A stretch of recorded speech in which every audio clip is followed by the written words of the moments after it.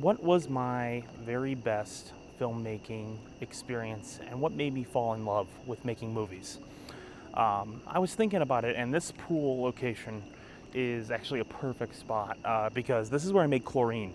And Chlorine was one of my favorite projects I've ever made. Me and Joel were talking on the phone, and we were talking about how Chlorine was like an extension of our old short films. We just went out, made up stuff on the fly, reacted, filmed it, and had a blast, and it was very low stress.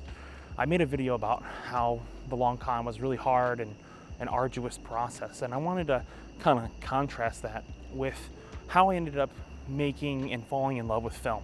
And to look at that, we have to go back to when I started making movies, back when I was just starting out.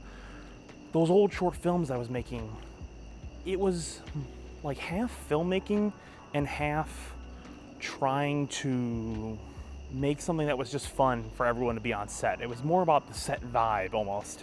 And I think that everyone starts this way. They start off with like stuff where people are their friends and they're just bringing them on set. And then there's a point where it gets serious and people want to make good art and make, great collaborative projects. But I think that you need that very beginning growth, or you'll never be able to be successful. So for me, making good art and making a great film was not really the necessity, and that's kind of where I got into film. It was just, hey, this is something I can do with my friends that's a lot of fucking fun. And that's all it needed to be. It just needed to be fun. It didn't need to be this serious, arduous process where we needed to make sure that the cinematography and the lighting was all good. What was the most fun part about it was that we were reactive, that we changed our minds and came up with ideas on the fly. And that is something that I think that I never wanted to lose. And for a while, I think I did a little bit. And I think that's why The Long Con was such a stressful and creatively hard project to work on, was because it wasn't what I was used to. What I was used to was making movies for fun.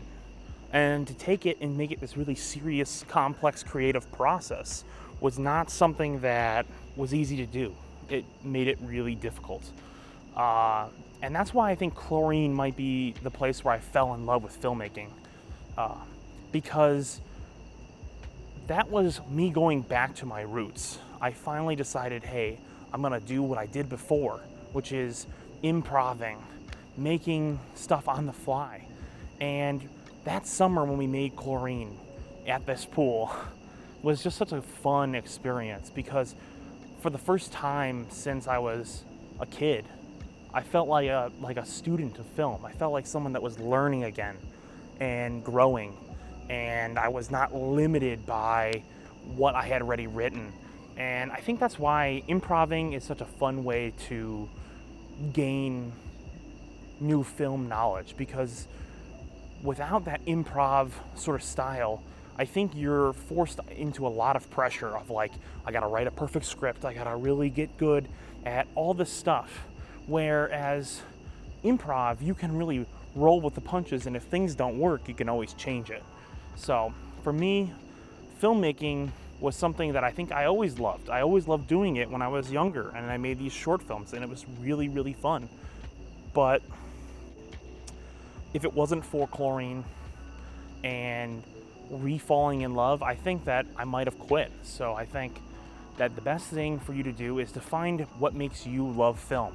For you, it might be scripted narrative work. For me, it is in the improv, in the sort of the hash notes of like in between what everyone else thinks is cinema. A lot of people think that cinema is, write a script, make a movie, be really professional about it. And for me, I think that the most pure cinema that I can create is in those sort of in-between zone that most people don't like to traverse, which is like improv and creating characters on the fly. That makes me feel alive. So thank you so much. Check out some of my other videos around here, and now I'm gonna jump in the pool.